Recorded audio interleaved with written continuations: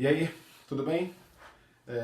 Ainda falando sobre o conselho dos antigos, eu já dei muita risada com isso, porque aí eu começo a me lembrar de tanta coisa que meus pais diziam, minhas irmãs mais velhas também, e aí a gente começa a olhar para tudo aquilo hoje, à luz da atualidade, e fala, meu Deus do céu, que coisa preciosa, mas uma linguagem tão simplória e mais de fácil interpretação, né?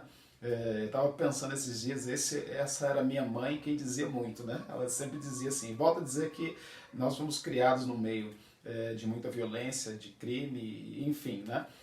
Mas eu também já disse que esse ambiente insalubre, ele não existe apenas nas comunidades perigosas, o crime, essa coisa toda. Existem em muitos outros lugares também, por uma outra tratativa, um outro meio. Mas são tão insalubres quanto aqueles que nós vivemos morando ainda com os nossos pais. E minha mãe dizia o seguinte, ela dizia assim, olha, diga-me com quem andas, que eu lhe direi quem tu és. E ela falava isso demais para mim. E como eu tinha dito, eu 2 filhos, né? Infelizmente foi o que mais dei trabalho para meus pais, para minha família, mas a graça de Deus me encontrou um dia e essa história foi mudada, ou começou o início de uma história diferente, graças a Deus, graças ao Evangelho de Jesus Cristo, que tudo isso aconteceu. Como eu disse, minha mãe foi a primeira a nascer de novo na família e abraçou ali a responsabilidade de estar orando pelos seus filhos. E, graças a Deus, todo esse processo continua acontecendo na vida dos meus irmãos também. Tem um texto interessante que eu quero aproveitar para falar sobre esse diga-me com quem andas, né? Que está escrito em 2 Tessalonicenses, no capítulo de número 3, no versículo de número 11, que o apóstolo Paulo, ele fala assim, olha, de fato, estamos informados de que entre vós há pessoas, entre os irmãos, que andam desordenadamente. Ele vai dizer o que é esse desordenadamente. Não trabalhando, antes se intrometendo na vida dos outros ou na vida alheia. A elas, porém, determinamos e exortamos no Senhor Jesus Cristo que, trabalhando tranquilamente, comam o seu próprio pão.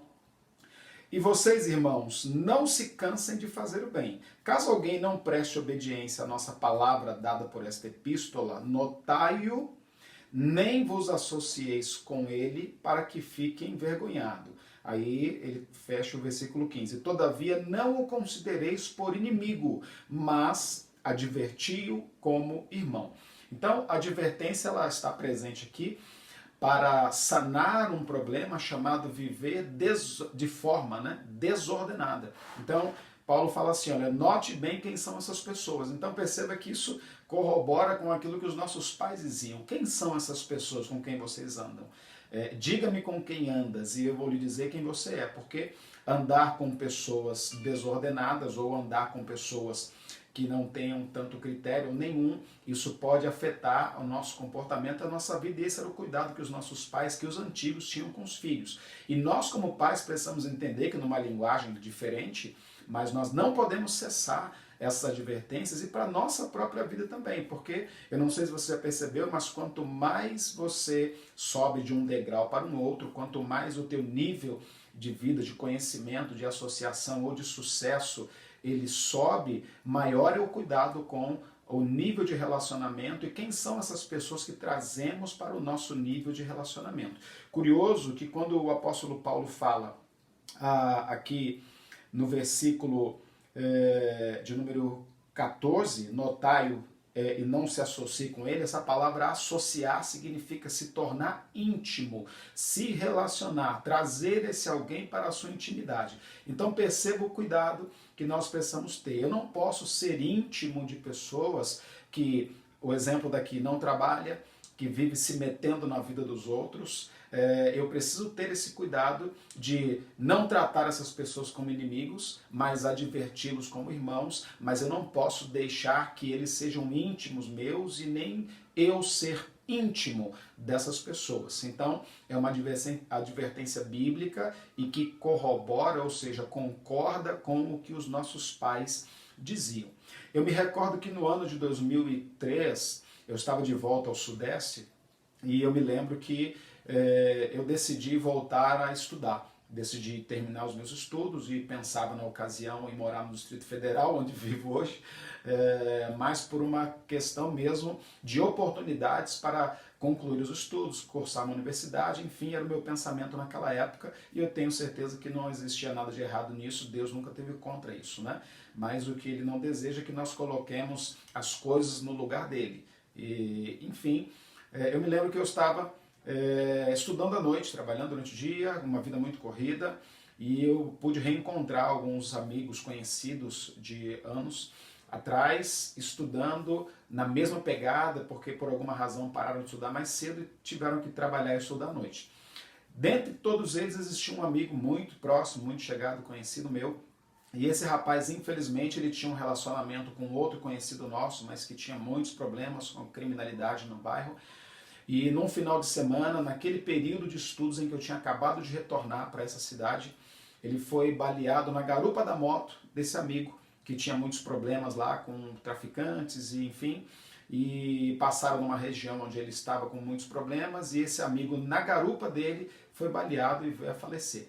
Aí você perceba como é real esse cuidado de diga-me com quem andas, com quem você está, na hora errada, no lugar errado, e aquela fatalidade acabou ceifando a vida desse amigo. Mas você pode pensar, Marcelo, mas isso se trata apenas no que diz respeito a esse universo da violência, do crime. Nesse mesmo período, 1 ano, 2 anos depois, eu reencontrei um amigo que era um profissional na área de farmácia, bem sucedido, vivendo a sua vida com a sua família. Ele, na época, ele já tinha o título de doutor em teologia e vale salientar que não tem nada a ver a relação com o título que ele levava de doutor em teologia, mas era o comportamento, era a atitude, era a vida dele.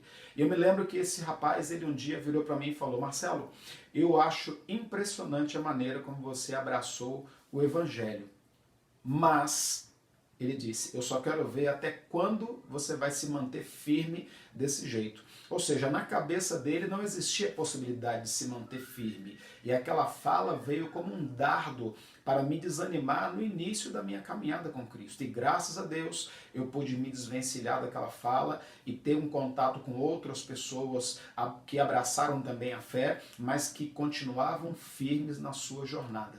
E sabe, quando eu olho para trás, eu estou falando de 2005, graças a Deus, mais de uma década já se passou, e eu sou grato à palavra, ao evangelho e aos novos amigos que chegaram. Mas perceba, ele não tinha nenhuma relação com crime, ele não tinha nenhuma relação com uma vida pouco esclarecida ou menos favorecida, era um homem instruído, era alguém realizado no ponto de vista dele, mas que continuava com um comportamento desordenado e uma fala destrutiva, sempre falando de autoridades, sempre falando de pessoas, e naquela ocasião, 3 anos depois, eu decidi romper relacionamento com ele.